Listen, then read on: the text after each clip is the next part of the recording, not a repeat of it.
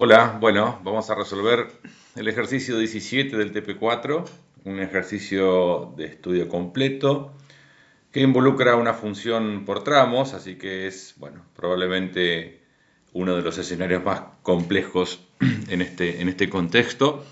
Me traje el enunciado para recordar bien cada una de las cuestiones que se pide estudiar sobre esta función: dominio, intersecciones con los ejes coordenados, que serían las raíces y la ordenada del origen, discontinuidades, asíntotas, intervalos de crecimiento, extremos relativos, puntos de inflexión, concavidad, y en base a todo este análisis realizar el gráfico aproximado y luego concluir cuál es la imagen de la función. La función la tenemos acá, la voy a mover un poquito porque me está tapando, ahí va.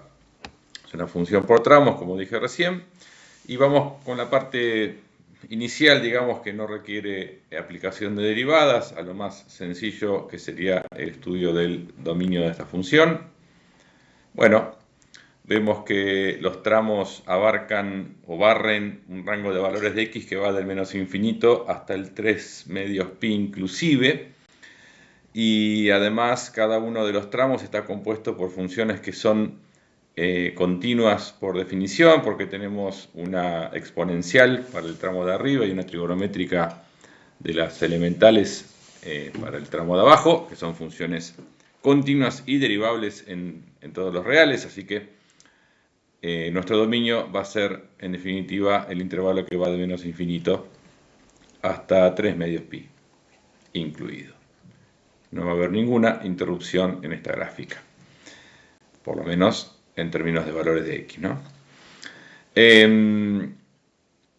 Intersecciones con los ejes coordenados. Bueno, vamos con la ordenada del origen como paso inicial. Es la imagen del cero en cualquier función, si es que el cero pertenece al dominio, que en este caso pertenece. El 0 está incluido en el tramo de arriba, así que corresponde reemplazar en el tramo de arriba, lo cual devuelve un valor que es 1. Y vamos con el conjunto de ceros, que serían las raíces de la función, puntos de contacto con el eje x, para lo cual tendríamos que ver cada uno de los tramos en qué valores, si es que existen, hacen que ese tramo valga 0, digamos, en qué valores de x cada uno de los tramos vale 0. Cuando planteamos la posibilidad de que el tramo de arriba sea 0, llegamos enseguida a un absurdo. Es imposible que una función exponencial tome un valor 0 como imagen, porque bien sabemos, ninguna potencia da por resultado 0 si la base no es 0. Y cuando tomamos la posibilidad de que el otro tramo se anule, nos queda coseno de x igual a 0, lo cual devuelve una ecuación trigonométrica relativamente sencilla. No quiero ahondar en detalles en cómo resolverla porque son cuestiones que están vinculadas al ingreso, pero en definitiva, dentro del primer giro tenemos dos valores de x en los que se anula el coseno. Uno de ellos es pi sobre 2 o 90 grados y el otro es 3 medios pi. Y en este caso ambos forman parte de el espectro de valores de x que toma este tramo, así que tenemos en definitiva estos dos valores que forman o que conforman lo que es el conjunto de ceros de la función. Así que vamos a contestar con conjunto de ceros, que va a estar conformado por estos dos valores. Todo esto nos va a ayudar hacia lo último a poder dibujar. Espero que me entre todo, no creo, sin tener que borrar. ¿Qué más? Discontinuidades. Bueno, como dije hace un ratito, esta función es una función que en caso de presentarle alguna discontinuidad va a ser únicamente en el 0, porque detrás del 0 y después del 0 son ecuaciones que sabemos que son continuas siempre, una exponencial y una trigonométrica. Pero bueno, en ese momento de transición donde termina el tramo exponencial y comienza el tramo trigonométrico, que sería x igual 0, ahí no sabemos bien qué pasa. Entonces vamos a realizar el análisis de la continuidad, en particular poniendo el foco en x igual 0. Bueno, todo lo que implica continuidad, la función está definida para x igual 0, sí, ya lo hice, me dio 1. Límite cuando x tiende a 0 por izquierda de esta función, involucra reemplazar en el tramo que corresponde a valores menores que 0, que es el de arriba, me va a quedar el a 0, que es 1. Y cuando x tiende a 0 por derecha, corresponde a reemplazar en el tramo que vale para valores más grandes que 0, que es el de abajo. Me queda coseno de 0 en el paso al límite, que vale también 1. Así que evidentemente es continua no solamente en x igual 0, sino que es continua en todo el intervalo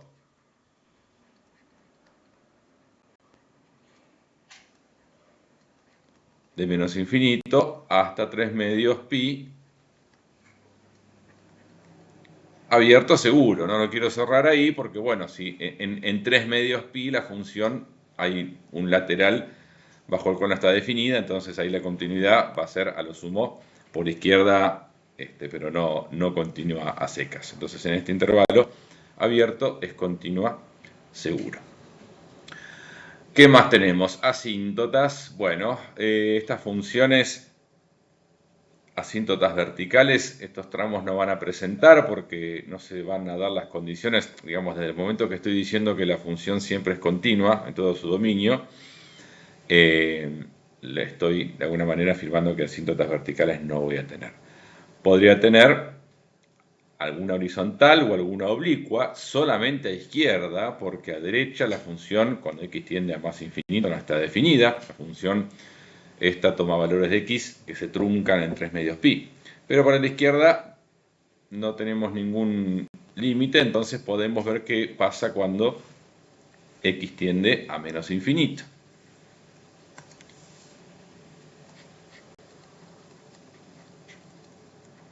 Hay muchas cosas que estoy diciendo que no las dejo por escritas porque si no sería eterno. Vamos con el análisis de alguna posible asíntota horizontal a izquierda, la única posibilidad por lo que acabo de explicar. Entonces planteo el límite cuando x tiende a menos infinito de esta función. Y si x tiende a menos infinito, claramente estoy en el terreno de la ecuación exponencial. Cuando x tiende a menos infinito, me queda e elevado a un exponente que tiende a menos infinito, lo cual lo puedo interpretar como 1 sobre e elevado a un exponente que tiende a más infinito.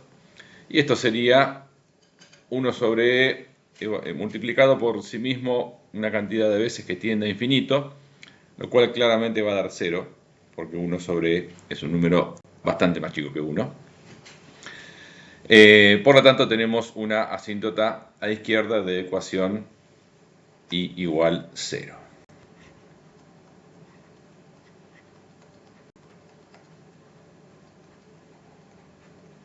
Bien. Al haber asíntota horizontal a izquierda, no va a haber asíntota oblicua a izquierda, porque ya tenemos una asíntota horizontal. A derecha no hay nada, entonces no tenemos necesidad de ir a buscar asíntotas oblicuas porque sabemos que no coexisten del mismo lado oblicuas con horizontales. Por lo tanto, cerrado tema de asíntotas, y ahora nos metemos más de lleno en lo que nos involucra en este tema, que es aplicaciones de las derivadas, con lo que es, en primera instancia, crecimiento, decrecimiento máximos y mínimos. A ver si puedo separar acá.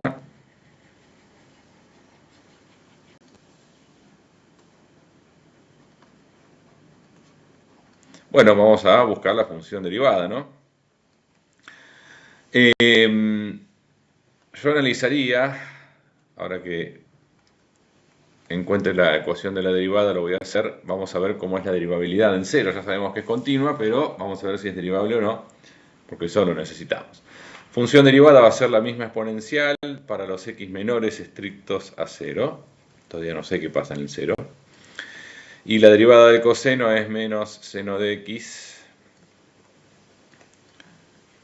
cuando x esté entre 0 y 3 medios pi.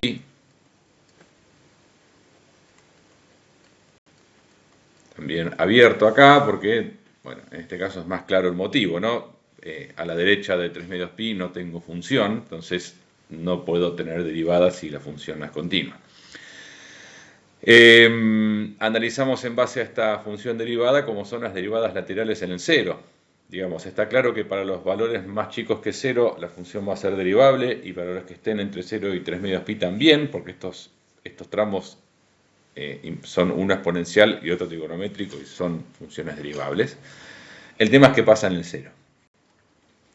La derivada por izquierda en 0 estará dada por acercarnos al 0 por izquierda. A mí me gusta verlo así. Me acerco al 0 por izquierda en la función derivada. Parece la manera más clara de interpretar una derivada lateral. Esto vale para funciones continuas. En la función derivada, lo cual implica reemplazar en la ecuación de arriba. Me quedará 1. Y la derivada lateral por derecha en 0 será acercarme al 0 por derecha en la función derivada, lo cual obviamente lo voy a hacer a través de la ecuación que tengo abajo. Seno de 0 acá, perdón, no de x, y seno de 0 es 0, así que esto va a dar 0. Como las derivadas laterales en 0 me están dando valores distintos, puedo concluir inmediatamente que no existe la derivada en 0.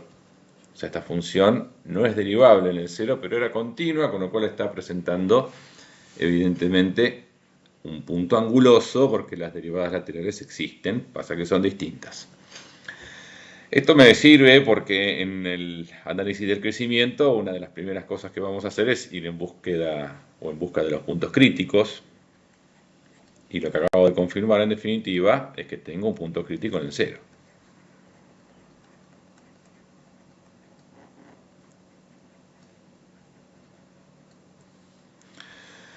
Bueno, así que x igual 0 seguro, porque ahí sabemos que la derivada no existe. Es el único punto en el que la derivada no existe. Ahora habría que ver dónde se anula la derivada primera, o sea, dónde vale 0. Bueno, ya sabemos que el tramo de arriba nunca va a valer 0, nos pasó cuando analizamos las raíces. Esto es un planteo absurdo, y cuando vamos a plantear la posibilidad de que el otro tramo valga 0,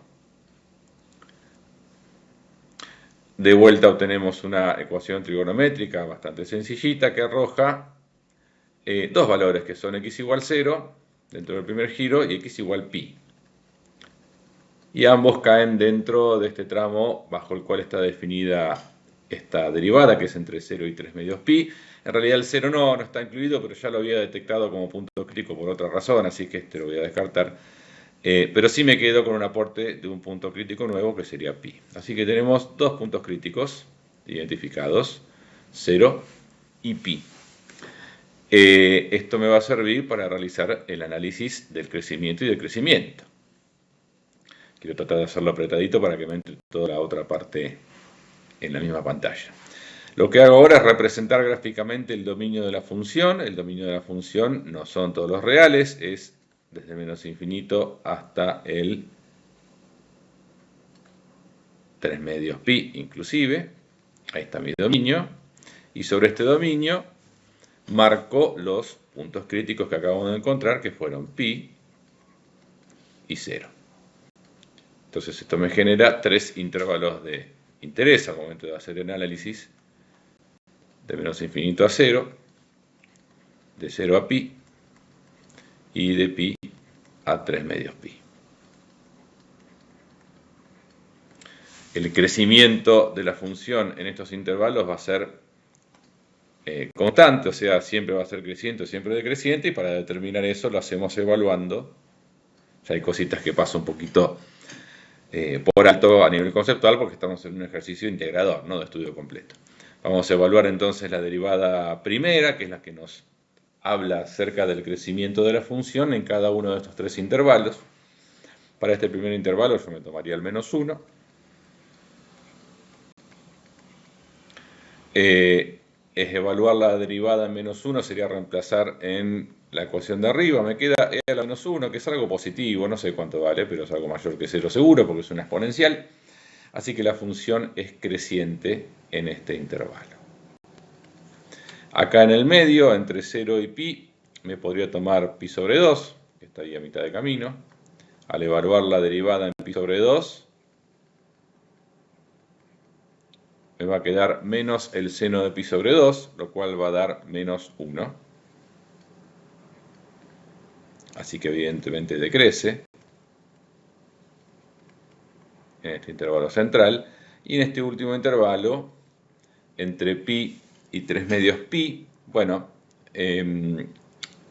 no quiero ponerme complicado con el tema de los valores angulares y los ángulos notables, pero pensando un poco en cómo lo encararían ustedes, yo lo que diría es, si pi es 3,14, 3 medios pi es más o pi es 3,14 en forma aproximada, está claro eso, ¿no? 3 medios pi es más o menos 4,7, entonces digo, bueno, puedo evaluar en 4, me parece un valor razonable que está entre pi y 3 medios pi. Por supuesto, habrán escuchado con ayuda de la calculadora, pueden ver las aproximaciones para 3 medios pi sobre todo. Entonces evalúo la derivada primera en 4 como algún valor ahí intermedio, lo cual va a devolver menos el seno de 4, que no esperen un número agradable, pero no me importa, me importa el signo. Acuérdense cuando evalúen funciones trigonométricas en la calculadora y estén ingresando ángulos que claramente están en radianes, esta materia no trabaja con grados en ningún momento, así que toda vez que evalúen un seno, un coseno, una tangente, una secante en la calculadora, están trabajando en radianes, tienen que tener la calculadora configurada en radianes. Si la tienen en grados, van a obtener un resultado incorrecto, y si el signo no es el acertado, la conclusión va a ser incorrecta. Bueno, al hacer menos el seno de 4 en la calculadora, 4 radianes, obtenemos 0,76 más o menos, lo cual es algo claramente positivo, me importa el signo. Entonces la función es creciente nuevamente. Con esto podemos afirmar ya que el intervalo o los intervalos de crecimiento de esta función van a estar dados por la unión del intervalo que va de menos infinito a 0, unión el que va de pi a 3 medios pi,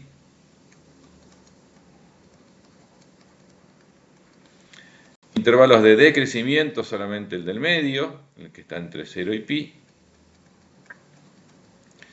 Y en términos de extremos relativos, bueno, puntos críticos encontramos solamente dos, que eran estos dos, 0 y pi. En x igual 0, cuando pasamos por x igual 0 de izquierda a derecha, tenemos un cambio de una función creciente a una función decreciente. Eso me forma evidentemente un máximo. Así que tenemos un máximo relativo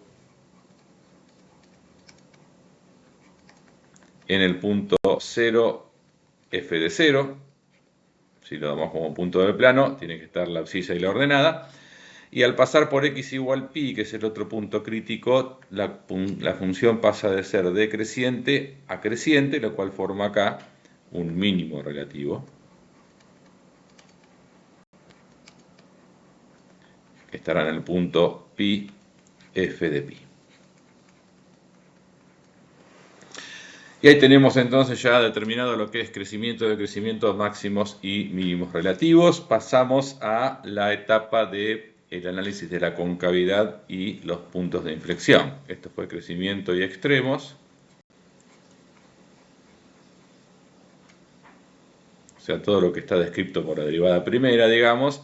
Y ahora voy a hacer un uso muy racionado del espacio. Así que apartamos esto. Pasamos a lo que es concavidad y puntos de inflexión.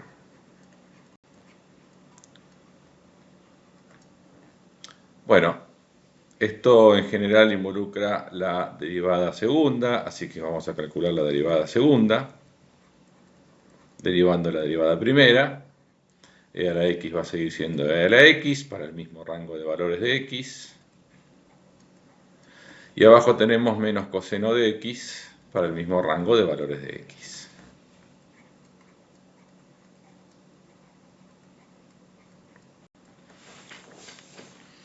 donde no vamos a buscar, digamos, lo que serían los posibles puntos de inflexión. Posibles puntos de inflexión, ¿sí? Sin fundamentar la palabra posibles. Donde no existe esta derivada segunda. Bueno, claramente, dentro de lo que es el dominio de la función, no está definida en el cero, ¿no? Lo vemos. ¿Cómo sé que no está definida? Bueno, porque la derivada primera no estaba definida. Si la derivada primera no existe, ninguna derivada de orden superior va a existir. Así que ahí tenemos un posible punto de inflexión. Después veremos si eso no. No es momento ahora de detallar eso. Es un posible punto de inflexión seguro. Y ahora vamos a ver dónde la derivada segunda vale 0. Algo muy parecido a lo que hicimos recién con los puntos críticos. El tramo de arriba nunca va a valer 0, eso está claro. El tramo de abajo, menos coseno de x, cuando le igualamos a 0, esto devuelve dos soluciones que son pi sobre 2 y 3 medios pi. 3 medios pi lo descartamos porque es el final del dominio, o sea, ahí no va a haber un punto de inflexión porque la gráfica no continúa. Pero pi sobre 2 podría llegar a ser un posible, o sea, es un posible punto de inflexión porque anula la derivada segunda, cumple con la condición o con una de las condiciones necesarias. Después veremos si es o no punto de inflexión. ¿Cómo hacemos eso? Bueno, otra vez representaremos gráficamente el dominio de esta función, que es el mismo, por supuesto, hasta 3 medios pi. Fraccionamos este dominio a través de los posibles puntos de inflexión que encontramos, que fueron 0 y pi sobre 2.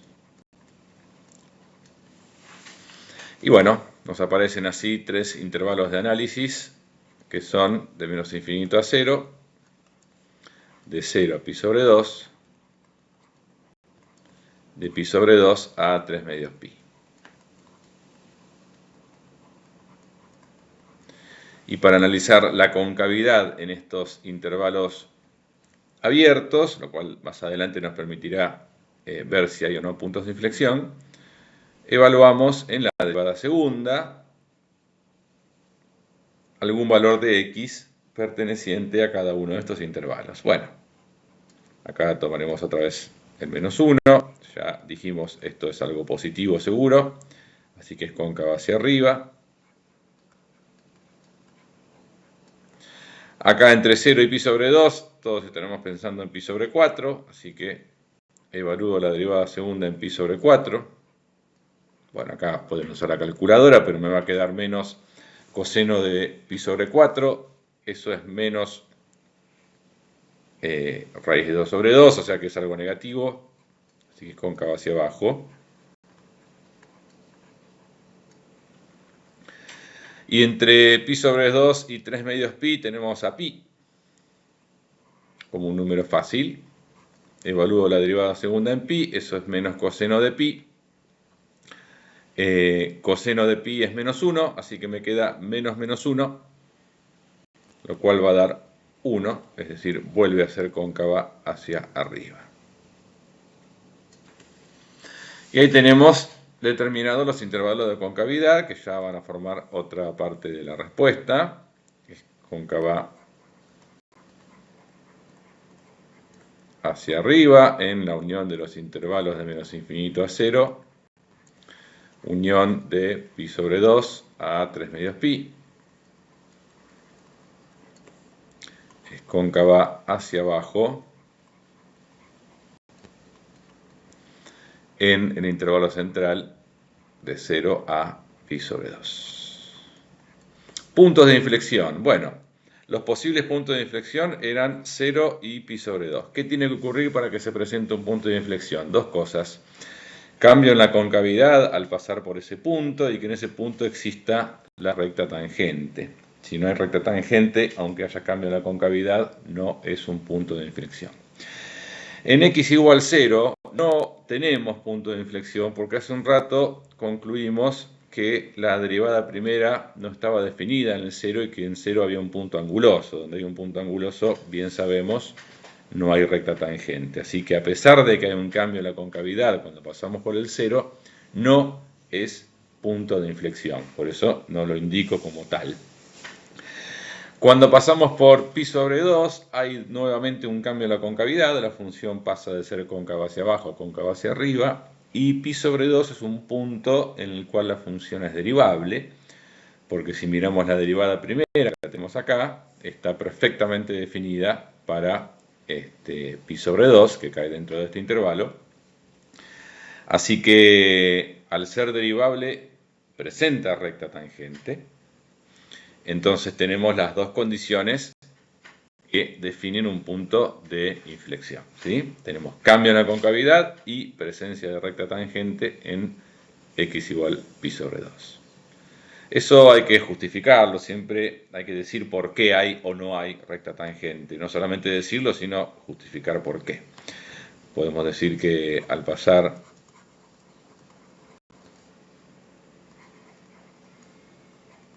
por x igual pi sobre 2, cambia la concavidad.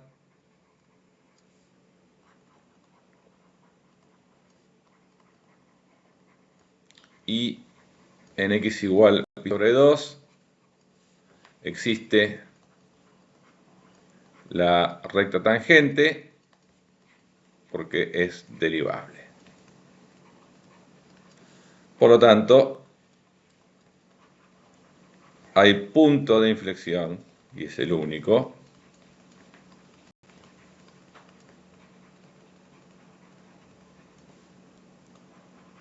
en x igual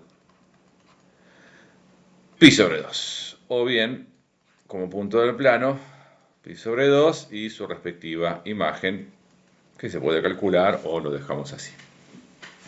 Bueno, evidentemente no tengo más lugar, no me entra el gráfico aproximado, así que eso se los dejo a ustedes. Estando el análisis bien hecho, es cuestión de, bueno, tratar de esbozar la gráfica de una función que cumpla con todas estas cuestiones. Ya sabemos dónde corta al eje X, sabemos dónde corta al eje Y, sabemos que es siempre continua, sabemos que tiene una asíntota horizontal a la izquierda de ecuación y igual 0, sabemos dónde crece, sabemos dónde decrece, sabemos dónde tiene un máximo, dónde tiene un mínimo, dónde es cóncavo hacia arriba, dónde es cóncavo hacia abajo. Entonces, con toda esta información, armar el gráfico va a ser bastante fácil, sin recurrir a lo que uno recurre habitualmente, que es a una tabla de valores. Y a partir del gráfico, por supuesto, en forma posterior a eso, pueden determinar cuál es el conjunto de imagen. Y esto lo que les muestra es que el estudio completo realiza una radiografía tan profunda de la función y analítica que a partir de esto podemos graficar. Cuando tiempo atrás la cosa era al revés, ¿no? Desde el gráfico podíamos determinar un montón de cuestiones o aspectos relevantes de la función. Bueno, acá lo hacemos todo de manera analítica, pero eso se los dejo así no se hace tan largo. Saludos.